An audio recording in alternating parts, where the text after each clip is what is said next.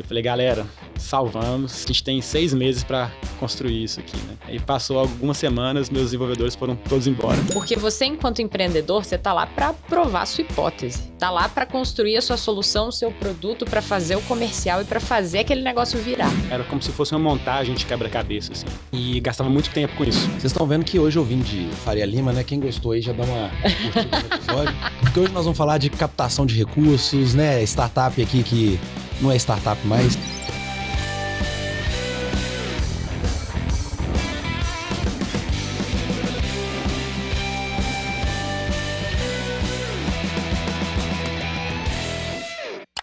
Bom dia, boa tarde, boa noite. Eu sou a Isa. E eu sou o Júlio. E você está? Na diretoria. O seu podcast sobre inovação, gestão, os bastidores das organizações e, é claro, sobre a sua carreira. E aí, Júlio, vamos apresentar nosso convidado? Temos hoje conosco o Flávio Ribeiro, que é CEO do Netlex, formado em Direito pela UFMG e doutorado na USP. E o Netlex, conta pra gente. Então, o Netlex foi fundado em 2014 e hoje é a maior plataforma de gestão de contratos da América Latina. Atende mais de 100 das 500 maiores empresas do Brasil e também tem usuários em mais de 40 países, meu Deus. Recentemente recebeu um investimento Série B de 126 milhões de um dos maiores fundos de Venture Capital do mundo, o Riverwood. Trabalham todos os dias em uma só missão: tornar os acordos mais simples e seguros. Vocês estão vendo que hoje eu vim de Faria Lima, né? Quem gostou aí já dá uma curtida no episódio. Porque hoje nós vamos falar de captação de recursos, né? Startup aqui que não é startup mais, né? Mas é uma lição aí para quem tá empreendendo, para quem tá começando essa jornada. O Flávio vai dar uma aula aqui para vocês hoje de alguns percalços que ele passou ao longo dessa trajetória e que podem inspirar vocês aí nessa jornada. Então, galera do mundo aí das startups, investimento, fica com a gente que esse episódio é especialmente para vocês. Flávio, muitíssimo obrigado por estar aqui hoje com a gente. Queria pedir para você contar um pouquinho da sua trajetória, da sua carreira, sobre o Netlex. E aí depois a gente vai puxando outras perguntas contigo. Legal. Bem, primeiro, o prazer é todo meu. É uma honra estar aqui com vocês. Bem, começando um pouco da minha história, né? Caso um pouco com a história do Netlex. Mas eu sou, obviamente, advogado de formação. Fiz um pouco de carreira, um pouco não, né? Uma boa carreira como advogado de societário em M&A. E na época, o escritório que eu trabalhava em Belo Horizonte abriu uma filial em São Paulo. E eu fui lá inaugurar a filial. Mas na época eu tinha, sei lá, 24, 25 anos de idade, né? Naquela época eu assumi muita coisa, né? Então eu tinha que fazer um pouco dos trabalhos que tinham de BH, tinha muita coisa. Continuei minha formação lá, assim, né? Enquanto advogado. E uma coisa que ficou, uma dor que apareceu assim para mim foi na parte de construção de contrato. Então eu basicamente fazia contratos grandes, né, acordos de acionistas, contratos de compra e venda de empresa, mas depois de um tempo eles tinham ficado óbvios, era como se fosse uma montagem de quebra-cabeça assim, né? E gastava muito tempo com isso. Eu gostava de pensar a parte lógica, mas não gostava de executar, assim, gastava tempo demais e minha vida estava muito apertada. Então acho que essa foi um pouco da sementinha do Netlex. Eu comecei a tentar achar uma forma de otimizar no início esse processo de criação de contratos. Não vi nada no mercado assim que eu julgava no estado da arte, né? Eu precisava de alguma coisa muito mais complexa. Então eu comecei a pensar aquilo ali enquanto negócio. Comecei a analisar também que eu tinha esse problema de criação de contrato, mas para as empresas que eu atendia, basicamente, se ela está comprando ou vendendo uma empresa, é o contrato mais importante da vida dela, né? É um dos mais importantes. E depois de executado esse contrato, a parte de gestão posterior era um caos. Então, tudo que você tinha que fazer pós-aquisição ou pré-aquisição, todas aquelas obrigações eram controladas com Excel de uma forma muito rudimentar. E eu comecei a pensar, putz, eu tenho esse problema de criação, eu estou vendo que as empresas também não conseguem gerenciar o contrato mais importante da vida delas, né? Elas não estão gerenciando bem. Será que não tem uma oportunidade aí de otimizar esse processo de criação, negociação, gestão de contrato? Será que isso é uma dor? E essa foi um pouco da sementinha, assim, da ideia do Netlex. Depois eu posso explorar um pouco, assim. Mas aí eu, junto com um sócio meu, decidimos empreender, né, em 2014. E aí tem uma jornada longa aí até os dias de hoje. Mas resumindo um pouco, né, o que a gente faz no Netlex? A gente ajuda empresas de médio e grande porte a gerenciar contratos de uma forma mais eficiente. Então, toda essa parte de você criar um contrato de maneira automatizada, negociar, aprovar e principalmente coletar dados para você gerir depois de uma maneira mais eficiente, a gente coloca isso tudo numa plataforma para você conseguir fazer uma one-stop shop. Assim. Na prática, é como se, por exemplo, eu hoje, dono de empresa, todos os meus contratos que eu faço hoje, eles têm obrigações de pagamento específicas com datas de vencimento específica. E aí o Netflix poderia ajudar a gente, por exemplo, a programar ali e me avisar que, ó, hoje vence o contrato tal, hoje você tem que ir essa obrigação aqui do contrato XPTO. É por aí? Sim. Então, basicamente assim, né?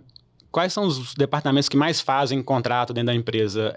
Via de regra, vendas e compras. É você vender e comprar, né? Você se relacionar com o mundo. E o que acontece, assim, no dia a dia desses departamentos, né? Via de regra, ou eles têm que demandar, começando do início, né, a elaboração do contrato, ou eles têm que demandar que o jurídico faça esse contrato, ou então eles têm uma certa autonomia, mas quando eles demandam, eles perdem muito tempo, né, vira muito burocrático e tal, ou eles têm uma certa autonomia para criar contratos com base em modelos, mas eles não têm o conhecimento jurídico, então gera muita confusão, gera muito erro. Então. Aí, o que a gente entra, né? Então, a gente pega, por exemplo, no setor de compras, a gente vai lá, automatiza um contrato para o cara responder como se fosse um processo de entrevista e já gerar o contrato dele automaticamente. Então, eu dou autonomia para essa área, para ela conseguir se virar sozinha, mas dentro de uma política que o jurídico pré-determinou. Então, a pessoa vai lá, cria o contrato sozinha, do próprio suprimentos, negocia dentro da plataforma, então eu consigo ter todo o histórico ali do que foi negociado, quem que falou o quê, etc e tal. Dependendo do que foi alterado no contrato, nessa negociação ou na elaboração, eu já roteio automaticamente para um fluxo de aprovações. Então, se um valor for muito alto, ou se mexeu na minha cláusula de LGPD, já vai para as pessoas específicas, sem a pessoa de compras ter que pensar sobre isso.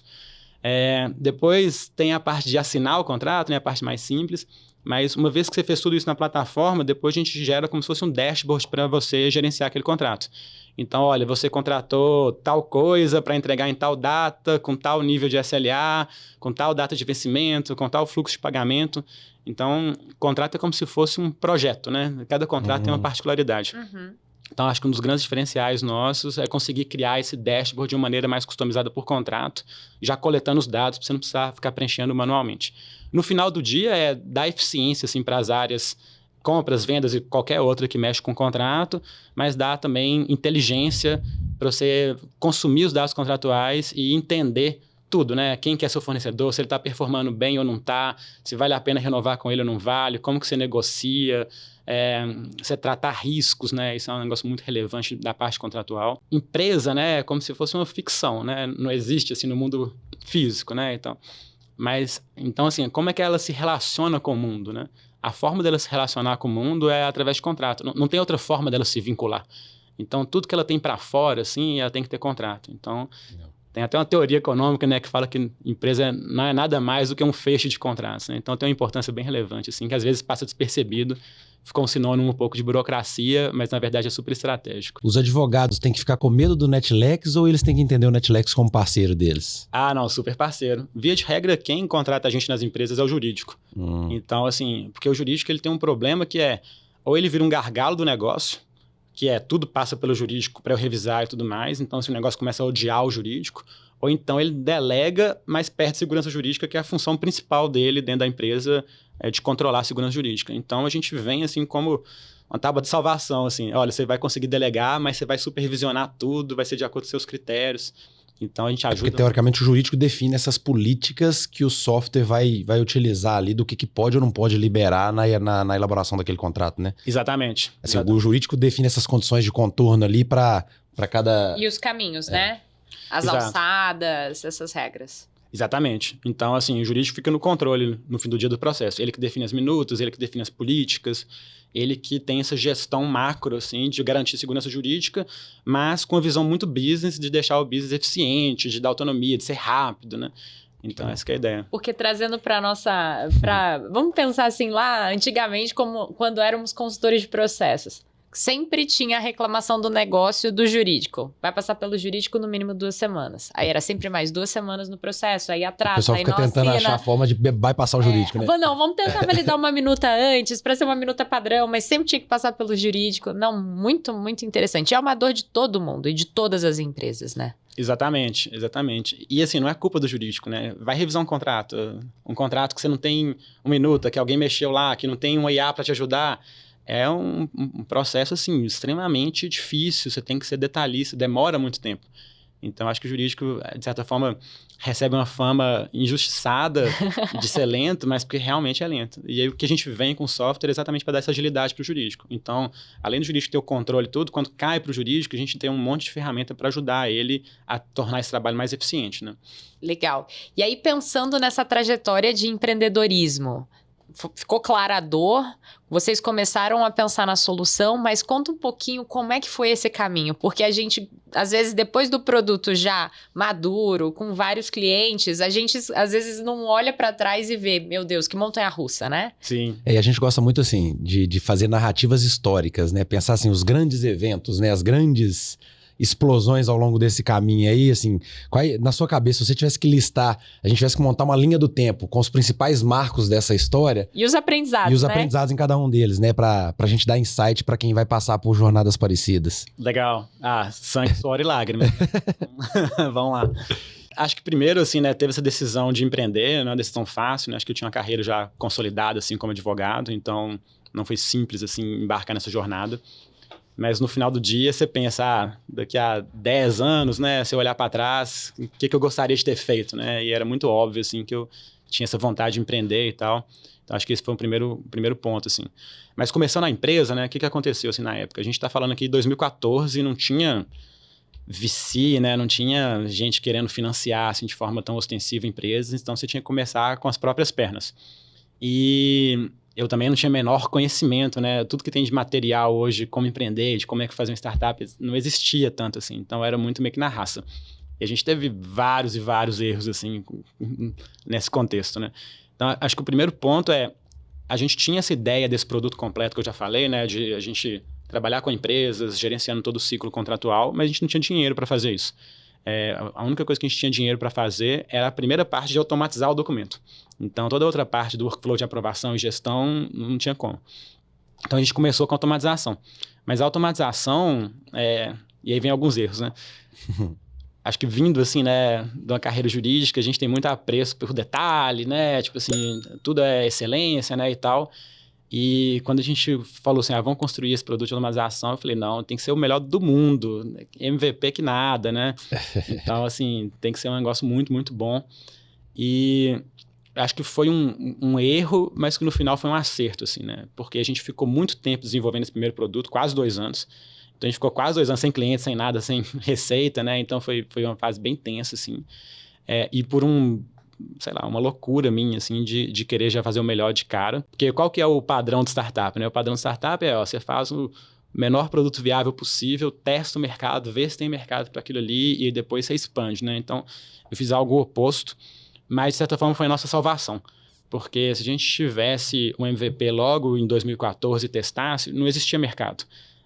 O que a gente estava propondo era algo muito inovador, assim, né? De você começar a automatizar o documento. Ninguém fazia isso, assim, né? Não era algo corriqueiro nas empresas. Foi bom a gente demorar esse tempo, porque foi um tempo que a gente foi amadurecendo o mercado também, a gente foi tentando botar essa ideia, né? A gente focou inicialmente em escritório de advocacia. Então, na época, teve um livro que me influenciou bastante, que chama Crossing the Chasm, né? Que é tipo assim, olha, para você entrar mesmo num segmento maior, o ideal é você focar em quem tem muita dor, e esse cara que tem muita dor vai ser o cara que vai te comprar, e depois ele vai falar para o pessoal, vamos dizer assim, os coleguinhas dele também, que você Legal. funciona ou não.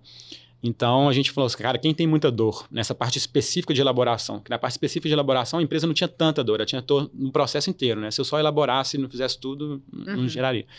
Aí a gente foi para escritório, e aí no começo a gente foi para escritório de contencioso de massa, que a gente fala, né? Então, é o pessoal que defende grandes instituições financeiras, que defende grandes varejistas, que tem um fluxo de processo muito grande. Tipo, essas companhias aéreas são processadas o tempo inteiro. Exatamente. E aí, qual que é a dor do cara, né? A dor do cara ele tem muitos funcionários, né? Muitos advogados que trabalham para ele tem uma rotatividade muito alta, né? Então, toda hora tá entrando gente, saindo gente, mas ele precisa, de certa forma, ter qualidade, né, das peças que ele faz, e ele precisa também ter eficiência, né? Então, quanto mais advogado tratar mais processo, mais lucro para ele. E aí, logo depois, mas a gente já tinha essa ideia de chegar nas empresas, né? Que é um mercado bem maior e tinha, vamos dizer assim, algo que a gente almejava desde o início. Mas a gente começou, mas de novo, né, esses 2 anos foram muito tensos, sem dinheiro, sem nada. Aí a gente começou nessa parte de conteúdo de massa e depois fizemos uma trajetória assim, de ir para o escritório consultivo, né, que são as grandes escritórios, entre essas boutiques, né, que trabalham com coisas muito complexas. E essa transição também para o escritório consultivo, a gente já queria fazer ela, porque ela ia ajudar a gente a chegar à empresa, né? Mas foi uma coisa super difícil de fazer, assim, né? Porque esses mundos não se conversam dentro da advocacia, assim, né? O escritório, vamos dizer, boutique e conteúdo de massa. Mas a gente conseguiu fazer isso também. Mas eu tô falando isso tudo para chegar, acho que num ponto nevrálgico, assim, que para a gente era muito claro que a gente tinha que ir para a empresa, né? Então, assim, porque o mercado do escritório de advocacia é um mercado relativamente pequeno, de grandes escritórios, né? Que é o que a gente trabalhava. Então, você pega, sei lá, escritórios com mais de 100 advogados no Brasil, tem uns 100 e poucos. Então, não é um mercado tão gigante, né? E a gente era doido, assim, para ir para a empresa. Só que a gente não tinha dinheiro, não tinha como fazer o software, né? E eu falei, pô, aprendi alguma coisa nesse caminho, né? Acho que foi o meu, entre aspas, MBA, assim, de empreendedor esses primeiros 4 anos. Falei, olha, em vez de já, sei lá, pegar fundo e tudo mais para fazer o software para a empresa, eu vou tentar achar uma empresa para me financiar. Porque eu já testo 2 coisas. Eu testo se realmente ela tem uma dor grande o suficiente para me financiar isso. Já vira um primeiro case para mim. Legal. E eu já pego essa parte de funding, isso, né? É muito legal, né? Um projeto piloto, assim, porque aí você valida, você testa e você já sai com um case para o mercado para apresentar, ó, funcionou, né? Então fica... Exatamente. Só que eu tinha, assim, né? O nosso alvo era a empresa maior. Então, a empresa maior para entrar nelas também não é fácil, né? Caos, né? E aí eu fiquei passando chapéuzinho assim muito, muito tempo, né? Então tentando vender um pouco desse projeto e sempre tinha alguma coisa e tal. Até que uma empresa aceitou, topou o desafio, uma grande empresa, a gente, salvei o Netflix, né? Do outro lado eu via uma trajetória que não tinha como a gente expandir tão forte, né? E aí fiquei super empolgado, né? Falei, nossa, agora... fechou, né? Tem um clientaço. Tem um clientaço e agora a gente vai para o que realmente a gente quer, né? Esse ciclo inteiro contratual. Isso lá em 2018, começo de 2018. E aí cheguei no Netflix todo empolgado, né? A gente tinha uma equipe pequena na época, mas tinha, sei lá, uns 5, 6 desenvolvedores. E eu falei, galera, salvamos. Esse que é o futuro do Netflix. Agora a gente tem isso, tem aquilo, paraná. Super empolgado. Aí a gente tem 6 meses para construir isso aqui, né? Aí passou algumas semanas, meus desenvolvedores foram todos embora. Nossa! Então, fiquei sem ninguém. Fiquei, na verdade, com uma pessoa, mas também que não queria tanto fazer o projeto. E basicamente, o grande ponto era... olha, isso é impossível de fazer em 6 meses. Né? Pega essa bomba aí pra você. Muito complexo. Vamos ter que rever aonde. Só que eles não me falaram isso, né? Só foram embora, assim, né? E eu pensei, putz, devia ter alinhado isso com eles antes. Mas aí foi talvez uma fase bem, bem difícil, assim, talvez a mais difícil de todas, porque a gente tinha uma consciência muito clara, assim, que a gente tinha que pivotar o negócio e a gente não tinha desenvolvedor para fazer. A gente tinha um prazo firme contra a empresa que também ficava no nosso pé e tal. E aí foi loucura. Foi tipo assim... montar time, definir requisito, entender o que ia conseguir entregar. Testar a solução, porque envolvia desenvolvimento, né? Muito desenvolvimento, né? Então, assim... você entregou algo que você não tinha, né? Não, a gente refez a empresa, né? Então, assim, a gente nasceu em 2014, mas eu até considero que a gente nasceu mesmo em 2018, porque a gente basicamente refez o time inteiro, a gente refez o produto inteiro, a gente começou a tratar com outro público-alvo. Então, assim, foi tudo de novo, né? E aí foi realmente o início, assim, do Netflix. E aí a gente teve que negociar novos prazos com a empresa, que foi super difícil, né? Putz, eu abro uma super porta para você, todo mundo falou para eu não abrir. Nossa! De fundo de quintal. E agora você faz isso comigo ainda e tal. Então, assim, porque sempre dentro do projeto, dentro das empresas, tem um promotor, né? A pessoa que bota lá, olha, banca, né? E a gente, putz, quem ia salvar a nossa pele, a gente tá botando ela na frente do ônibus, né? Mas no final eles foram super parceiros, assim, né? Então, tipo assim, cobraram bastante e tal, mas foram super parceiros. E a gente demorou um pouco mais, né? Demorou uns 8, 9 meses para construir, mas conseguimos reconstruir o time de engenharia, né? Conseguimos fazer tudo.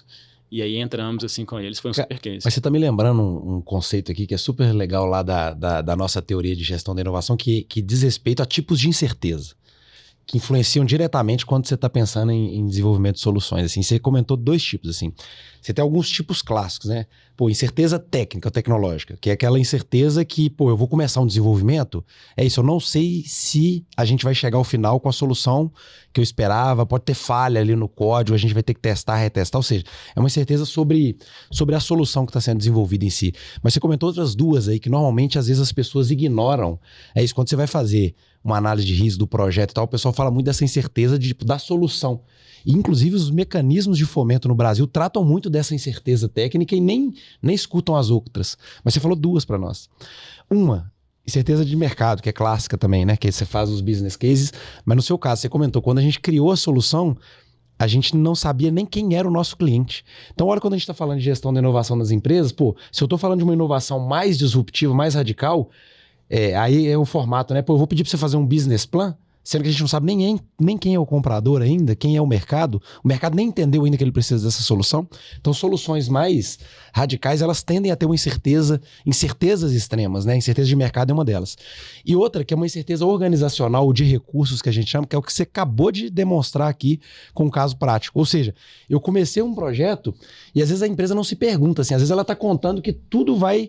né? Assim, vai caminhar até o final do projeto. Se eu não tiver as pessoas que têm a competência para entregar aquele desenvolvimento, isso muda completamente o cenário, né? Então é uma incerteza, ou as empresas, aí o que eu estou querendo dizer à luz do seu exemplo, da sua lição, as empresas hoje podem olhar para isso e tentar formas, né, de tentar antecipar isso, ou seja, já com essa pergunta, quando eu começar um projeto, será que eu vou ter os recursos para terminar o projeto? Não só os recursos financeiros, porque às vezes a gente vai atrás do dinheiro, mas tem competências super específicas do nível de projeto que a gente está falando, que é, assim, como é que a gente tenta antecipar ou pelo menos mitigar um pouco dessa situação, né? Então fica a lição de casa aí. E sabe uma coisa que eu já percebi muito e eu acho que é não uma guerra de braço, mas algo que é bastante difícil da gente balancear, né?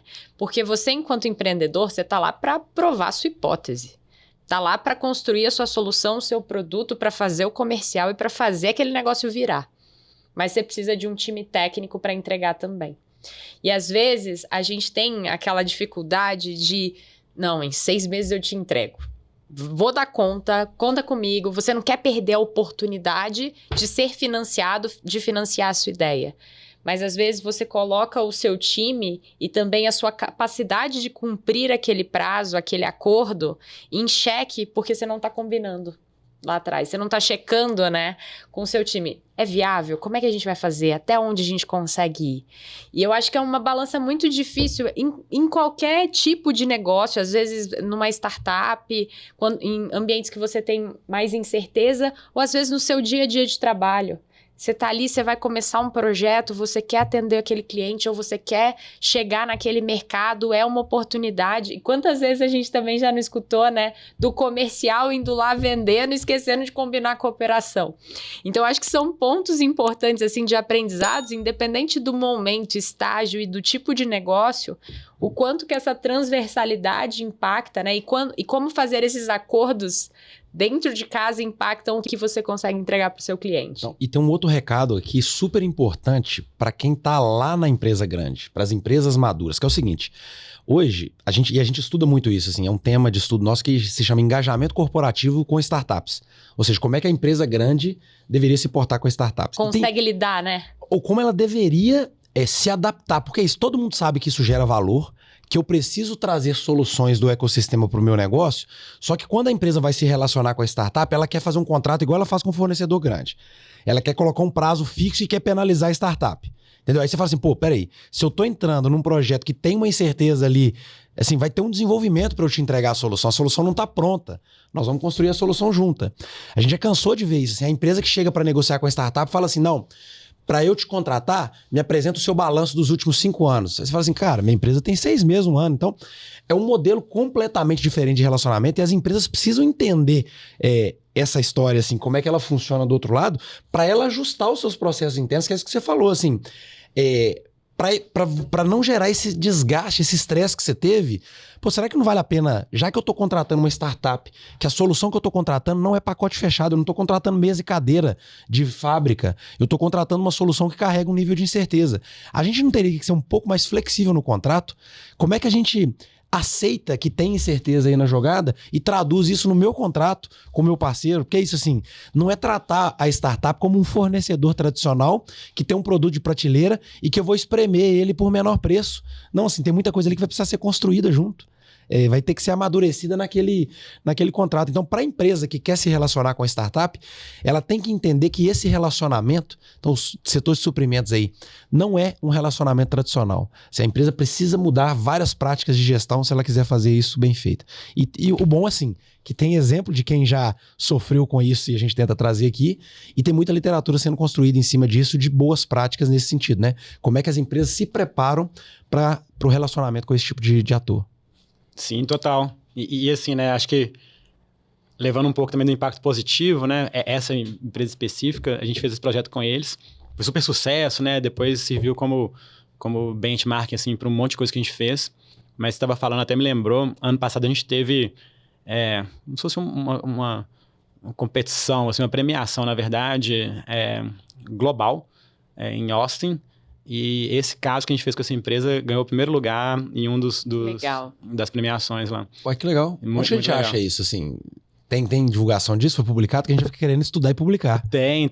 Acho que no blog do Netflix tem esse caso lá. Que legal. Vamos deixar o link aqui pro pessoal. A gente anuncia, bota o link aqui pro pessoal ter acesso, que aí dá pra aprofundar no case depois também. Sim. Foram dois, né? Essa empresa é Arcelor e o outro que foi premiado também foi com iFood. Que massa. Bem bacana. Então, um outro ponto que você comentou sobre VCs, né? Disponibilidade ou não de capital. Normalmente, quando a gente está falando de venture capital, a gente está falando de capital de risco, ou seja, recursos disponíveis para fazer investimento em startups ou em hipóteses, modelos de negócios mais disruptivos, ainda que não se comprovaram, né? Mas que a gente sabe que tem uma grande tendência de serem um sucesso, atenderem uma necessidade clara do mercado. Conta pra gente como é que foi essa busca de recursos no mercado para conseguir alavancar a empresa e eu acho que ganhar a escala que você comentou. Legal. Eu acho que vou fazer um pequeno parênteses para contar uma história super engraçada.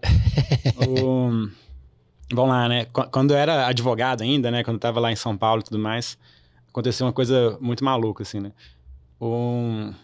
Na época, o Brasil, assim, tava bombando e o mundo tava mais ou menos, assim, né?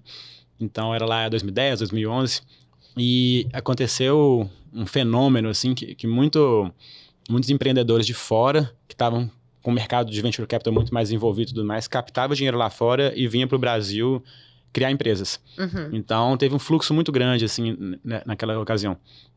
E aconteceu uma situação peculiar, assim, foi que um cara, né, um alemão, queria vir para o Brasil empreender, e aí postou lá no Quora, que é tipo como se fosse um Yahoo Respostas, quem que é o melhor advogado de VC, de startup no Brasil. E, na época, um cara do Google foi lá e respondeu, que era meu chefe, né, o Luciano Fialho. E aí, esse cara foi lá, esse alemão pegou o telefone, ligou, mas ligou para o escritório de São Paulo, só tinha eu lá, atendia, né? E ele, não, eu tô querendo captar dinheiro, tô querendo vir pro Brasil, eu falei, putz, esse pode ser um filão pra mim, assim, né? Porque eu tô aqui, basicamente, mexendo em M&A, mas mexendo muito com M&A de Minas, né? Começando a vender alguma coisa em São Paulo. E esse tipo de perfil pra mim é ótimo, né? É uma coisa que eu sei fazer enquanto advogado, tá vindo pra cá. E, enfim, assessorei esse alemão e depois assessorei um monte de empreendedor também que veio pro Brasil nessa época. Acho que foi até um dos incentivos que eu tive, assim, para abrir o Netflix foi estar um pouco nesse contexto, assim. Mas, long story short, né, esse cara, o Florian e o Matt, né, eles tiveram uma trajetória de sucesso, assim, também, empreendendo no Brasil, fizeram uma primeira empresa, venderam, fizeram uma outra também, virou um unicórnio, mas nesse meio do caminho eles tiveram a iniciativa de abrir um fundo de investimento também. Uhum. Então, eles abriram um fundo, o Canary, e lá em 2018, quando a gente fez essa pivotada, a gente começou a escalar um pouco mais, vendendo para a empresa, vendendo essa parte contratual. Eles estavam também iniciando esse fundo e eles ficaram super interessados, né? Falaram assim, a gente não pode investir em você e tudo mais, um seed round, né? Que é como se fosse um primeiro round de captação. Então, acho que minha primeira experiência, assim, de captar foi com alguém que eu já tinha um pouco de contato. Depois esse fundo ficou super, super famoso, assim. Canary, né? Só que antes a gente tinha tentado já, só que o mercado era muito incipiente, né? Então, era meio que, entre aspas, uns aventureiros, assim, e tal. E a gente, putz, meio estranho, ou com as condições muito malucas, né? Então, assim, nossa primeira captação foi com o Canary. E aí a Fundação Estudar entrou um pouquinho também do round. Mas, nessa época, a gente, acho que não tinha uma mentalidade tanto, assim, que a gente chama de VC track, né? Que é de pegar dinheiro, gastar o dinheiro rápido para você crescer rápido e depois já pensar numa nova rodada. A gente pegou esse round quase como um colchão, assim, né? As contas estavam começando a ficar mais altas, tipo assim, a gente precisa de um pouco de um colchão aqui. Então, a gente não usou tanto o dinheiro que a gente pegou. Não era muito dinheiro também, mas a gente não usou tanto. A gente foi assim até 2021. 2021 foi um boom no mercado, né? Então, todo mundo que queria captar de alguma maneira estava bem mais fácil, assim, né? Os valores... Custo de capital baratinho também, né? As empresas não tinham... Assim, na verdade, as taxas de juros estavam muito baixas e os investidores buscando negócio fora do mercado tradicional, né? Exato. Então, ano 2021 ficou famoso, assim, no mercado de VC, né? Como um ano dos extremos. Então, valuations muito esticados, o pessoal captando muito dinheiro. E a gente, putz... Não sei se está fazendo tanto sentido entrar nessa corrida também, porque é uma corrida que a gente chama de go big or go home, né? Explode a empresa e cresce 2.000% para você, no final, ter alguma coisa, ou então você acaba a empresa, né? Assim, então, era algo... A gente é um pouco mais pé no chão, assim, né? A gente gosta de pensar um pouco mais longo prazo e tal. Mas nessa época a gente conheceu um cara também, o Paul Anderson, que tinha acabado de fazer um fundo no Brasil, que tinha um pouco mais essa mentalidade também, chama Parceiro Ventures. E aí a gente fez um mini Series A com ele, assim, né? Não foi um Series A nos moldes que estavam sendo feitos no mercado na época, mas também a gente pensou muito como aumentar um pouco desse colchão, assim, né? A gente não gastou tanto esse dinheiro, então no final a gente captou 2 rodadas, mas a gente, internamente era meio que bootstrapped, assim, andando no break-even, né? Pagando as contas, crescendo numa proporção bem legal, assim, mas sem usar dinheiro para financiar crescimento, basicamente isso. O bootstrap, né, para quem não conhece, é quando a empresa usa os próprios recursos ali, os fundadores estão, ou a própria empresa está gerando recurso para ela crescer, né? Quando ela não busca capital externo, só para nivelar aqui para a turma, é isso. Assim, o movimento de bootstrap é quando você não acessa muito recurso externo para a empresa crescer. É quando ela vem ou dos recursos dos fundadores ou da própria geração de caixa da empresa, não é isso? Exatamente. Ô, Júlio, fala um pouquinho também pra gente, série A, série B. Assim, o Flávio vai ter que me ajudar a explicar aqui. Mas, assim, mas quando a gente pensa numa jornada de captação, assim, da startup, né? Ela tem vários momentos, assim, mas clássico, assim. Você tem ali um momento que a gente chama de capital semente, onde você tem os investidores anjo. Aí tá muito naquela fase da ideia, o empreendedor tá começando o negócio. Eu vou até pedir pro Flávio depois fazer uma conexão disso com as fases do Netflix.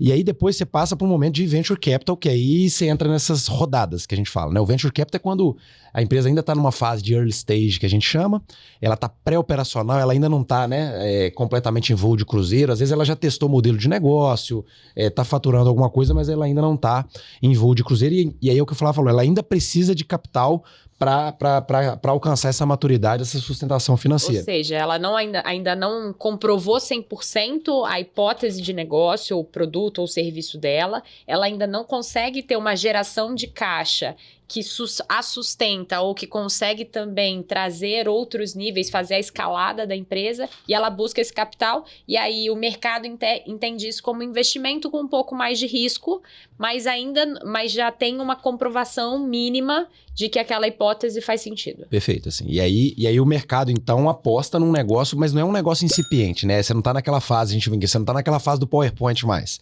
Você já testou... Não é só a ideia, né? Você já tem um cliente, é isso. Assim, provavelmente, quando você atrai alguns fundos grandes desses, num Series A, é porque o fundo já viu ali, assim, seu negócio já tá validado pelo mercado, assim, né? Você já testou ali, alguém já tá disposto a comprar na sua mão, você já gerou resultado. Mas é o que o Flávio falou, você ainda não tem musculatura para levar a empresa para o próximo patamar sozinho. Então, você precisa trazer gente fora. Então, o Venture Capital, você tem várias modalidades e várias rodadas, né, que a gente chama, né? O Series A e Series B. E aí depois eu quero que o Flávio até entre nisso, né? Como é que foi essa jornada.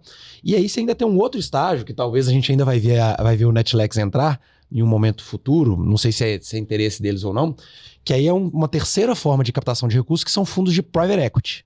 E aí o Private Equity vai entrar numa empresa que já está mais madura, que já tem uma geração de caixa mais robusta, e aí tem um outro desafio de crescimento, né? Aí a gente está falando de uma expansão maior. Então, assim, eu tive um caso recente agora, a empresa que eu fui diretor de inovação e tecnologia, ela era uma empresa, e aí está trazendo para dar contexto, né? Quando que o Private Equity faz sentido para uma empresa que já é madura, que já está faturando, que já é rentável, né? E aí, para eles foi muito claro lá. Eles aceitaram o investimento de um private equity numa empresa que já faturava aí alguns milhões de reais e era extremamente geradora de caixa. Então, ela já faturava seus 300, 400, 500 milhões, mas tinha um interesse de captação de recurso para uma expansão nacional mesmo, que demandava muito investimento, assim, abertura de unidades, infraestrutura física. Então, demandava um capital alto para uma expansão de uma empresa que já era lucrativa, já rodava, mas queria expandir numa demanda intensa por capital. E outra coisa também, porque aí é isso, assim, não é só que aí, quando a gente discute essas relações, né, não é só a grana também, né? Quando a gente fala de smart money, por exemplo, assim, o que o meu investidor está trazendo de competências adicionais ou de recursos que não são só grana para ajudar o meu negócio. A gente fala muito assim, tipos de recurso, recurso social. Cara, parceria. Nesse caso nosso lá foi o seguinte, assim, claramente eles aceitaram um parceiro, muito menos porque ele ia trazer a grana, mas muito mais porque ele, nas palavras dos donos da empresa, eles iam conseguir abrir algumas portas que a gente não conseguiria entrar se não tivesse um parceiro desse. Então, esse capital que ele tem social ali, a rede de relacionamento desse parceiro, o tanto de porta que ele te abre, seja para fazer negócio, seja para trazer parceiro para desenvolver solução contigo, isso também tem muito valor e foi o que fez sentido lá na época. Então, quis tentar trazer isso aqui para a gente fechar esses três conceitos, né? O seed money, é o investidor anjo, às vezes são família, né? Family and friends, é algo que é muito comum. Venture capital, e aí você pode ter várias rodadas no momento intermediário. E o private equity, que aí já é um caminho, assim, que depois pode, inclusive, culminar num IPO. Aí, realmente, a gente já está falando da empresa virando uma... Óbvio que tem empresa que prefere o caminho do IPO sem ir para um private equity, por exemplo, mas a gente tem vários casos aqui de empresas que foram investidas por VCs, depois private equity. A XP é um caso emblemático nesse sentido, né? A XP foi investida pela DA lá atrás e aí depois abriu o capital, mas já tendo ganhado essa musculatura aí. Não, total. No nosso caso, assim, né, a gente fez esse Series A e a nossa ideia, assim, era até esperar até o final do ano. O que a gente pensava, assim, né, dando um passo atrás? Qual que era um pouco da nossa estratégia? A gente meio que já pagava as contas, né, já andava no Bootstrapped, mas a gente via duas grandes coisas, assim, né? A gente gosta muito de produto, então a gente queria fazer investimentos mais relevantes ainda de produto. A gente acha que a longo prazo, quem tem o melhor produto, quem oferece, vamos dizer assim, né, mais valor para o seu cliente é quem domina o mercado. Então, esse era um ponto essencial, assim, para a gente queria continuar aplicando mais. E o outro ponto a gente queria expandir mais fora Brasil também. Então, o que aconteceu na prática foi que muitas empresas que a gente atendia no Brasil tinham operações globais, né? A gente costuma atender empresas grandes, e eles começaram a testar a gente no Brasil e começaram a levar a gente para fora. Só que a gente não tinha um esforço de venda direto fora do Brasil. Então, a gente operava em vários países, né? Igual tem usuários em mais de 40 países, mas a gente não vendia neles, né? A não ser pelos nossos próprios clientes. E a gente começou a ter um pouco desse esforço de venda direta, e falou assim, é um negócio interessante a gente financiar e andar um pouco mais rápido também. Então, acho que casou essas duas grandes coisas em nossa cabeça. Olha, a gente quer investir mais em produto ainda, quer também expandir internacionalmente, faz sentido uma captação maior, mas a gente estava esperando até o final do ano, assim, para eventualmente abrir um round, né? Então, quando você abre um round, você faz um processo mais competitivo, né? Então, você chama os VCs que geralmente você já tem contato, né? Que já está acompanhando um pouco a sua trajetória, e fala com eles, né? Olha, quero captar e tal, enfim, abre um processo competitivo. O que aconteceu no nosso caso especificamente foi que a gente tinha esses touch points, assim, né? A gente conversava rotineiramente com alguns fundos, de manter contato e tal, mas um deles, né, o Riverwood, chamou a gente, olha, mas o que você tem para validar até o final do ano, né? Me conta aqui e tal. E uma das grandes coisas, assim, que a gente quer, né? A gente não gosta de... A gente é um pouco mais pé no chão, assim, né? Então, para a gente ter recurso, a gente gostaria de ter uma visão muito clara de como aplicar esse recurso, né? Então, o que faz sentido ou não. E uma das grandes validações que a gente queria ter nesse processo de expansão internacional e tal, é da nossa máquina de vendas. Construir a máquina de vendas é um negócio super complicado, né? Que é basicamente você ter uma previsibilidade muito grande do que você vai gerar de novos clientes de receita mês a mês.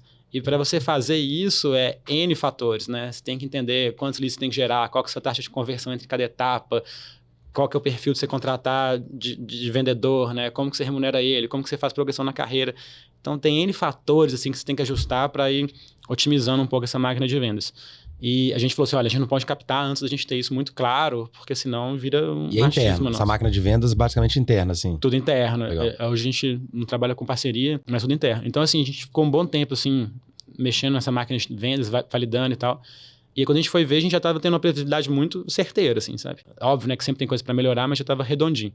E aí eles provocaram, ó, já tem a máquina de vendas, já tem aquilo, por que você não capta agora? Você tá perdendo tempo, né? E a gente, faz sentido.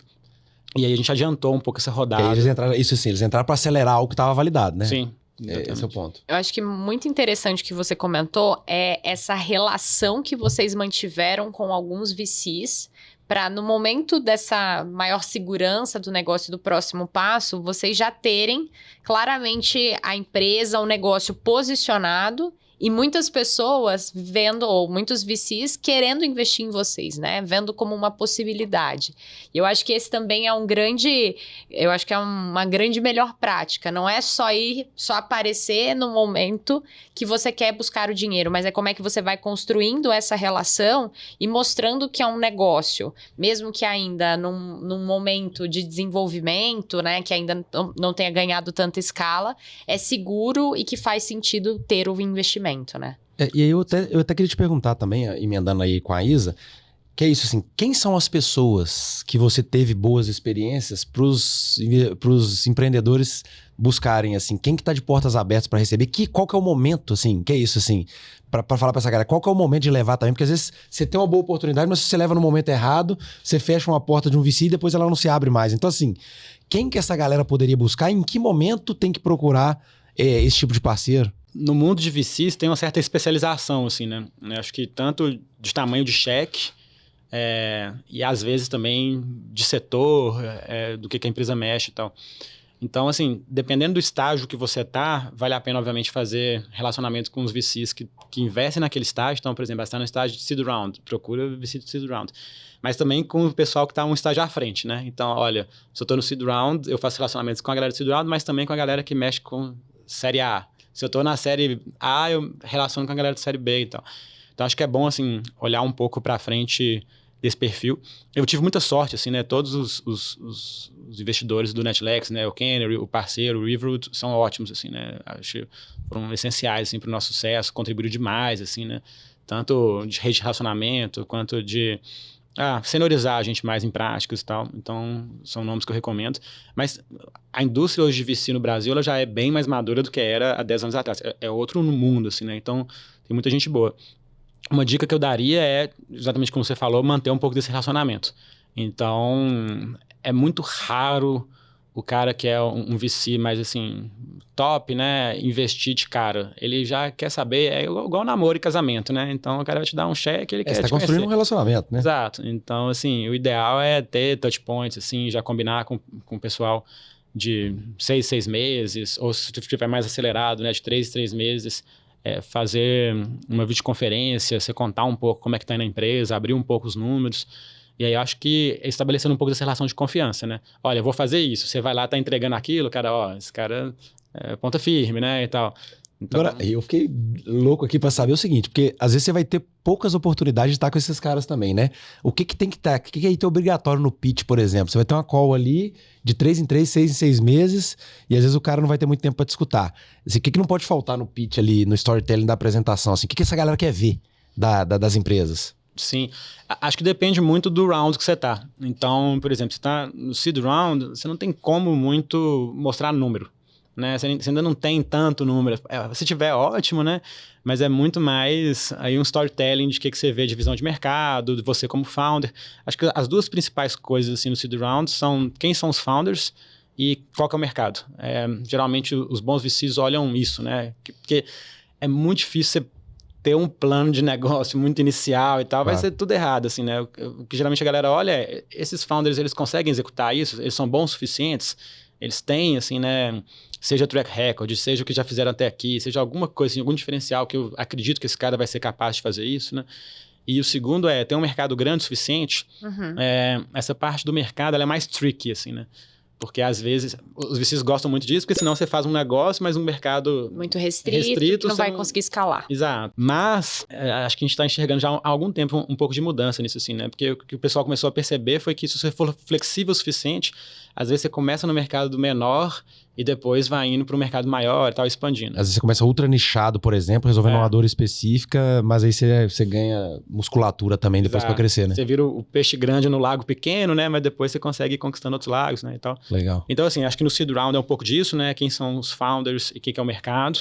E aí do Series A para frente, acho que a ideia é que já tem um pouco mais de product market fit, né? Uma validação do seu produto pelo mercado. E aí os números começam a ser bem mais relevantes do que qualquer outra coisa.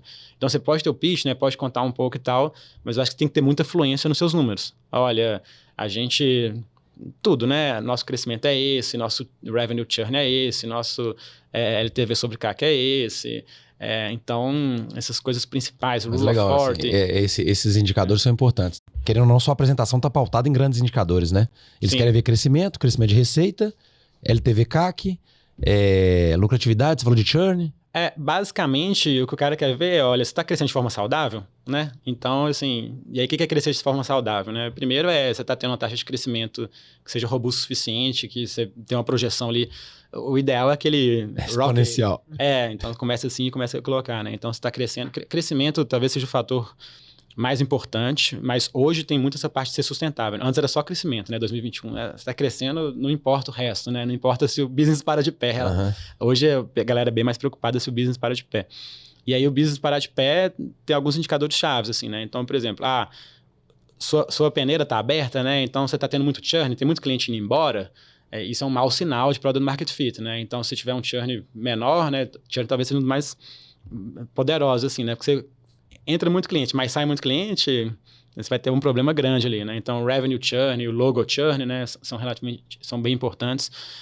Métricas também de rentabilidade, né? Tipo assim, seu gross revenue, gross margin, desculpa. Então, o que você está gastando ali para entregar aquele produto seu, né? Basicamente. Então, ver se tem uma margem ali interessante.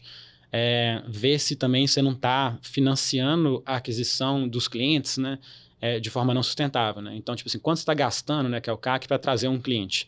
O quanto você está gastando para trazer um cliente, você consegue recuperar aquilo ali enquanto o cara vira seu cliente ou não? Né? Então, que é o LTV sobre exato. O CAC. Ou seja, assim, é isso. Na prática, eu invisto... É como se eu fizesse... Cada cliente fosse um investimento e aí, teoricamente, eu tenho que ter retorno sobre o investimento que foi feito, né? Porque senão você entra num cenário que tipo assim, o problema não é crescer, o problema é crescer de forma, vamos dizer, sustentável, né? Então, por exemplo, você consegue crescer muito rápido abrindo um guichê aqui na frente e fala assim, olha, me dá R$1 que eu te dou 2. Né? Então, você vai ter muito cliente que vai conseguir isso e tal, mas não está fazendo sentido o seu negócio, né? Então, essas métricas chaves, assim, né, de você ter uma noção... tem uma métrica que virou muito famosa também, que é Rule of 40, né? Que é basicamente uma medida, assim, né, do seu crescimento mais sua margem EBITDA. E aí, essa regra, né, basicamente olha, seu crescimento ano a ano mais sua margem EBITDA tem que ser no mínimo 40. Então, assim, olha, se você cresceu 30...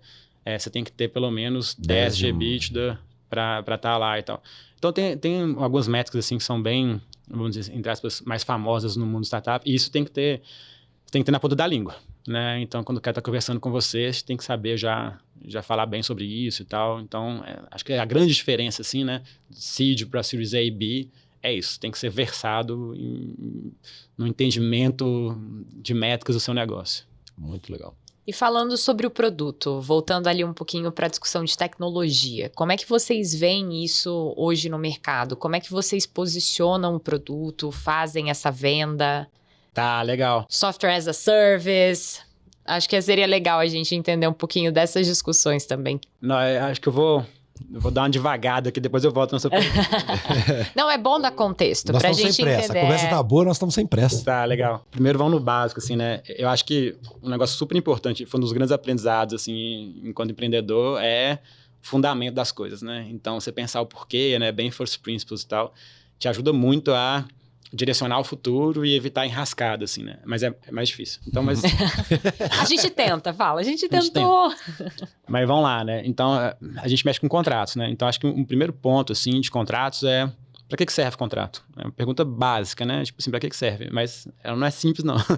Então, você pega, assim, né? E aí, trazendo um pouco de história, né? Você pega um pouco de contratos empresariais e aí levar de novo aqui para a Idade Média. Vamos lá, a Idade Média começou a ter as feiras, né? O comércio começou a renascer um pouco mais.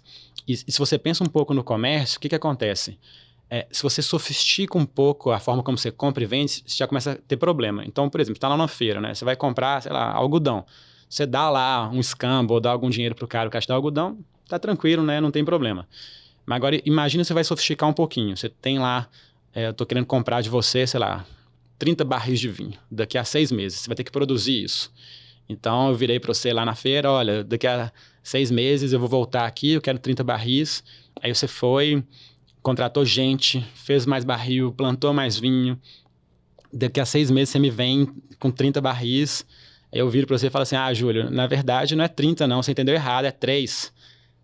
Então você foi lá, vai ter um prejuízo grande com isso, né?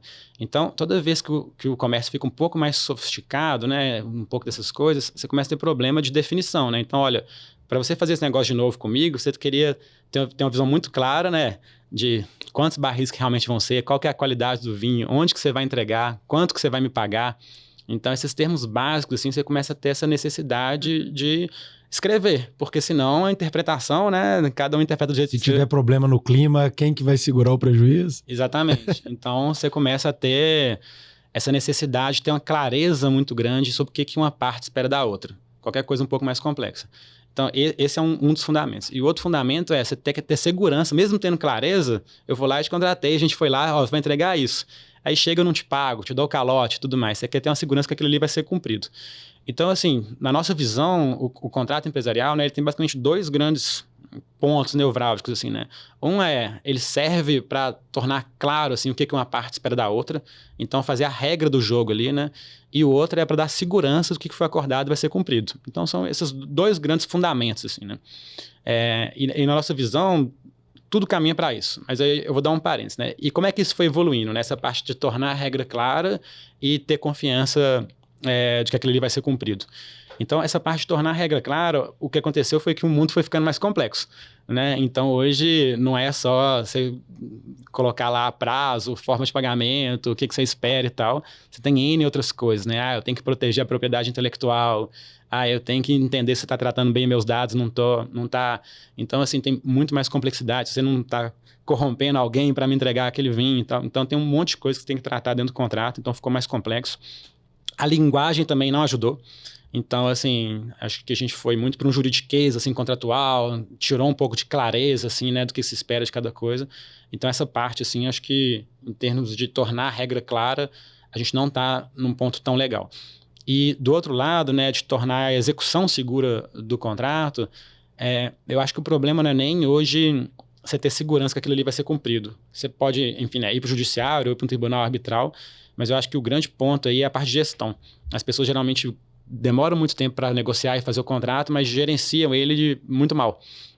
Então, essa parte de você ter uma segurança, eu acho que o low-hanging fruit, assim, né, a parte mais de investir é ter uma gestão melhor. Você conseguir tanto incentivar quanto monitorar melhor aquela pessoa que ela vai entregar aquilo. Então, tipo assim, olha, eu contratei com seu vinho, mas eu vou estar te ligando lá toda semana. Pra checar se você tá Pra te lembrar que você tem que me entregar. Exato e tal. Então, essa parte é muito... Eu falo que hoje a gente assina contrato da empresa lá, é isso, assim, pô, aquela discussão do contrato, depois que assina, você arquiva ele, dificilmente você volta. Você só volta se der um problema. Exato. E é a parte mais importante, né?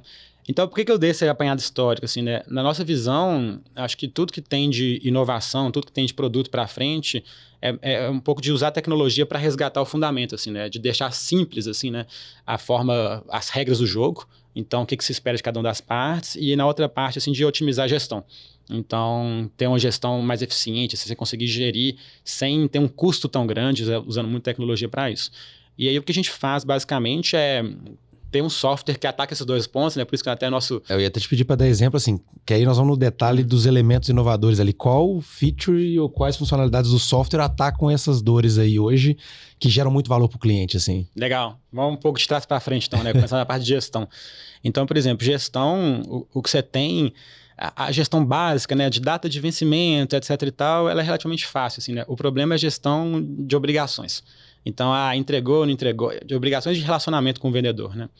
Entregou ou não entregou, atendeu um critério de qualidade, não atendeu um critério de qualidade, atendeu o SLA, não atendeu o SLA, a gente teve alguma treta com esse fornecedor, não teve, como é que você avalia esse fornecedor, como é que você não avalia?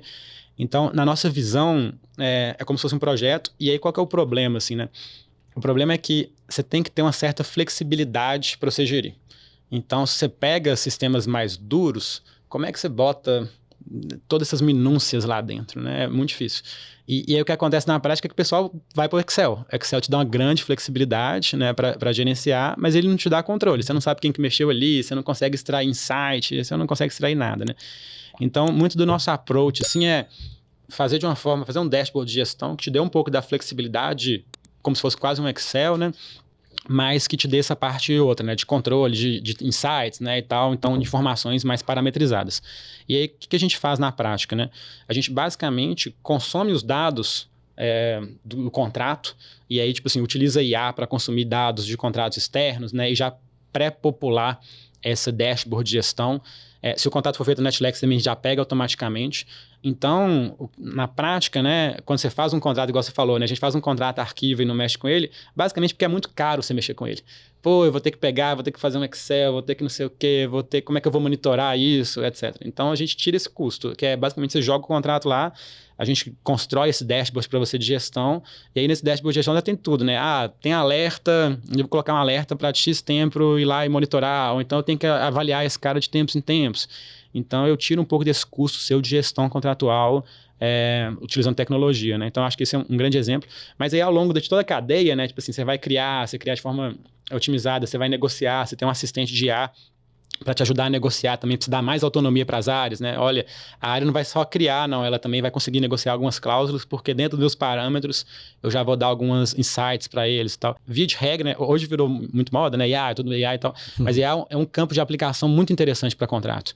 Porque, basicamente, o contrato é um monte de informação não estruturada, discursiva, né? E é onde a brilha ali, né? Então, tem muita coisa legal, assim, em cada uma dessas etapas. E aí, como é que vocês posicionam? Como é que vocês definem, vamos dizer assim, tem um produto tecnológico, vou te vender.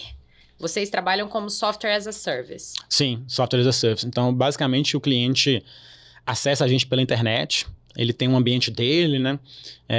E ali todos os contratos eles ficam arquivados, todo o fluxo dele fica lá e tal, mas a gente vende como software como serviço, né? Falando um pouquinho de futuro agora, veio a rodada, vocês fizeram uma super captação, quais são os próximos passos aí? Para onde vocês estão enxergando que a empresa vai daqui em diante? É isso, você falou, a gente é muito cuidadoso com o uso dos recursos, né? Então assim, qual é a visão daqui para frente após uma captação tão vultuosa assim, né? Legal. Acho que essa parte de produto, né, com certeza a gente gosta muito, como eu falei, né? Então, assim, a gente quer continuar tendo um produto que gere o mais valor possível para os clientes, né? Que seja incomparável, assim, com o que a concorrência, etc., faz a nível global. Então, a gente gosta muito desse pensamento ambicioso, a gente fazer o melhor produto do mundo. Então, a gente quer continuar tendo ele. E também expansão de vendas, né? Seja no Brasil, mas também a gente está olhando muito agora a América Latina. Então, o primeiro passo, assim, da gente entrar mais forte. Mas a gente, como segunda etapa, né? A gente não pensa só Latam, não. A gente quer ter algo mais globalizado também. A gente tem muito cliente na Europa, né? Estados Unidos, um pouco na Ásia também. A gente não tem venda direta lá. Mas como segunda etapa, primeiro vão Latam, né? Mas como segunda etapa a gente pensa grande também. Assim. Né? A gente quer... a gente acha assim, né? No final do dia... acho que um pensamento que a gente tem assim qual que é o máximo que a gente pode conseguir, né? Então, até onde a gente pode chegar? Vão ver, né? E a gente não tem... A gente gostaria, de certa forma... A gente acha que tem poucos exemplos de empresas de software brasileiras, talvez quase nenhum, né? Que conseguiu ter uma posição de relevância, de liderança a nível global, assim, né? É muito difícil, né? Então, não é simples. Mas a gente quer ver se a gente quer testar. Que legal. Só porque eu acho que é um tema que está muito em voga e eu acho que vale a pena a gente aproveitar. Se você precisa dar exemplo, assim, porque às vezes o pessoal entende uma área jurídica de uma empresa ou está olhando para essas áreas que são chamadas de back-office como uma área tradicional, que não está buscando nada de novo, e vocês são um exemplo claro de como é que a gente traz tecnologia e inovação tecnológica para um cenário que era mais tradicional. Que mais burocrata, né? Que tá tendo que se reinventar. Mas aí a minha pergunta é sobre inteligência artificial mesmo, assim. O que vocês já fazem com inteligência artificial e quais são as tendências aí, pensando no que pode ser feito com os modelos que estão sendo criados? Até eu não sei, assim, queria perguntar também de integrações com outras plataformas aí que estão abertas no mercado, próprio ChatGPT, outras aí, se vocês já têm algum tipo de integração, se vocês já estão conseguindo trabalhar também com ferramentas de mercado para alavancar e potencializar o que vocês já fazem. Legal. Então, assim, né, um pouco dos exemplos que eu te dei antes de gestão, de assistente de revisão, a gente já está fazendo. Então, esse a gente já tem, né, e tal. Então, acho que como futuro, assim, né, esse negócio é eterno, né? Então, por exemplo, né, então a gente vai lá e já, hoje, né, já pega os dados e já cria o dashboard com os dados e tal. Mas tem como sofisticar isso mais. Então, por exemplo, eu já quero montar uma estrutura de acompanhamento de SLA. Então, que não seja só um item descritivo, mas todo um dashboard de ano a ano, de mês a mês, de como é que eu vou acompanhar aquele SLA, extrair obrigações de maneira mais otimizada. Então, dá para ir sofisticando também essa forma que a gente captura os dados para gestão via IA. Mesma coisa com assistente de revisão também, né? Acho que são duas grandes aplicações assim, que a gente vê. Mas nessa parte de IA, o que acontece, né? Tem os grandes LLMs, né? Esses grandes LLMs, a gente vê eles como a infraestrutura, né? Eles são... não tem como você fazer um novo LLM, é muito dinheiro, né? Não faz sentido. Então, o que a gente faz na prática, que a gente acredita que é o melhor cenário, a gente utiliza deles e constrói como se fosse a nossa camada por cima, né? Então, tanto engenharia de prompt... algumas coisinhas também mais específicas, né, de aplicação daquela LLM para contextos específicos, mas a parte de infra, né, infraestrutura, assim, né, a parte fundacional, a gente utiliza, né, ChatGPT, aí agora tem um monte, né, tem da Google, da Amazon, etc. Então, a gente gosta também de ter uma visão não exclusiva, assim, né? De a gente usar o que é melhor de cada um dessas LLMs. Legal. LLM, só traduzindo, né? Large Language Model, né? Que são esses modelos que processam ali um volume de informações absurdo aí. Então, acho que só que a gente já foi seguindo, se deixar, a gente fica para sempre conversando e querendo saber mais. Pô, tá bom mas papo, né? Tá bom, né? A gente sempre pede, né, para o nosso convidado trazer uma sugestão de leitura. É um quadro que a gente tem aqui que se chama Bibliotex. A ideia é que a gente consiga trazer conteúdo curado para vocês. E aí a gente queria saber, Flávio, qual foi o livro que você trouxe e quais foram os insights que você conseguiu extrair dele? Legal. Bem, eu trouxe Checklist. Não sei se tá dando para ver. Opa. A gente vai botar ele na tela também, mas eu acho que dá para ver. Esse livro é super interessante, assim, né? Eu acho que eu gosto muito de ler, né, e tal, mas quando vocês pediram para trazer um livro, eu fiquei pensando em alguns que foram essenciais na minha jornada, né? E esse foi um pouco de inspiração também para construir o NetLex. E é um livro super gostoso, mas qual que é a história dele, basicamente, né? É um médico, então, que ele tinha um pouco de uma missão, assim, né? De como é que eu reduzo o número de acidentes, não acidentes, né? Mas de intervenções que dão errado em cirurgias. Então, você vai fazer uma cirurgia, eventualmente tem alguma infecção, tem alguma coisa, e ele tinha que fazer isso na África com pouco recurso. Então, ele tinha essa grande missão, assim, né? Como é que você faz isso? E ele foi estudando de uma forma para conseguir esse efeito, né? De tornar as cirurgias mais seguras, e ele chegou no checklist. Então, basicamente, o checklist é um conjunto de passos que você tem que seguir para prevenir alguma coisa. Então, você chega na mesa de cirurgia, já lavou a mão, já colocou a luva, já não sei o quê, coisas básicas, mas que evitam muita coisa. Então, e aí, um sucesso, né? Ele implantou isso. Na verdade, ele copiou disso e colocou de uma forma mais ostensiva. Mas o que ele fala nesse livro é que, basicamente, o mundo hoje é um lugar muito complexo, né? Então, as coisas são muito complexas, né? Tudo é muito complexo e tal. E o checklist é uma coisa que parece super simples, banal, mas ele te ajuda a atravessar essa complexidade. Então, e ele dá N exemplos, assim, super interessantes, né? Então, por exemplo, sei lá, um avião tá caindo, o piloto que ele faz é abrir o checklist e seguir no checklist, né? É muita coisa, né? E tal. Então, o checklist te ajuda a direcionar um pouco do pensamento. E um pouco até da nossa visão assim, do NetLex é um pouco disso, né? Então, olha, você tem um contrato que tem N variáveis, N coisas, é super difícil de gerenciar. Então, a gente faz uma plataforma que funciona quase como checklist em cada uma dessas etapas para você conseguir fazer esse fluxo de uma maneira otimizada, assim, né? Isso serve para o NetLex, mas serve para qualquer coisa na vida, assim, né? Você ter esses modelos mentais, passo a passo, para navegar na complexidade. Aquelas nossas listinhas, assim. Mas eu acho que isso tem a ver com o que a gente sempre discute, assim, né? Como que método... que é isso, assim, um checklist é uma forma de você organizar ali para para isso te trazer um menor desgaste, por exemplo, quando você tiver que tomar uma decisão, que é o exemplo que você deu aí, né? Ou seja, eu tenho um passo a passo ali, se aquilo se repete, como é que eu garanto que vai se repetir de uma forma organizada, num padrão que... E você racionaliza, né? É Porque isso. num momento de muita tensão, muita complexidade, muita pressão, fica mais fácil. Você vai lá, organiza, segue o passo. Mas é um pouco da defesa nossa, assim, por que as empresas precisam trazer método de gestão para o seu dia a dia? Porque hoje o cenário é tão caótico, complexo, etc., e tem decisões ali que claramente você tem um passo a passo ali para te apoiar a tomar decisão. Então você não precisa ter que pensar toda vez que você vai tomar decisões. Algumas você começa a criar, inclusive, heurísticas, né? Assim, quando você tem esses gatilhos rápidos, assim, a decisão vai começando a ficar meio que semi-automática. Então... Muito bom. Muito é isso, bom. a gente já fica curioso ali, a biblioteca está crescendo, vamos que vamos. Então, a gente agradece muito a sua presença, foi ótimo ter você aqui, conhecer um pouquinho mais do Netflix. Fico feliz, né? Acho você... que uma inspiração aí para toda a turma que está empreendendo e para os advogados também. Eu acho que a turma do jurídico vai gostar desse episódio aqui, porque... é uma ferramenta que endereça dores, não só do jurídico, mas também... Podem ficar alerta aí, porque vocês vão se deliciar com a ferramenta. Não, muito bom. Queria abrir um espaço para você deixar uma última mensagem. Bem, primeiro, obrigado por me receber aqui. Acho que é um prazer. Gostei muito do papo. E acho que mais assim, né? Acho que a gente... empreender é difícil, né? Não é fácil, né? Não tem uma história, tipo assim, comecei uma empresa, deu tudo certo, e aí foi só flores, né? Então, assim, acho que é um caminho que você tem que aprender a ser resiliente, né? Você tem que aprender... de certa forma, se autoconhecer também, assim, melhorar enquanto indivíduo.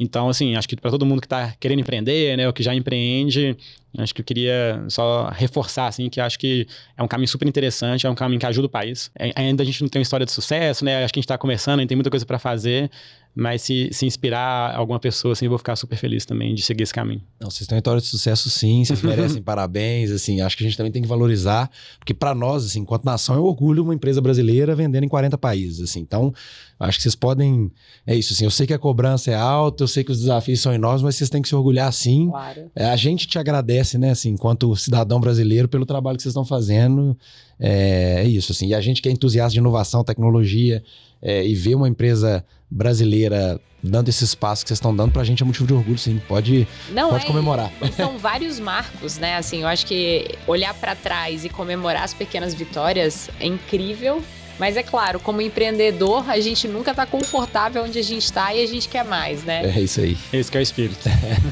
Obrigado. Muitíssimo obrigada, foi ótimo. Pessoal, a gente encerra então a nossa reunião de diretoria. Até a próxima.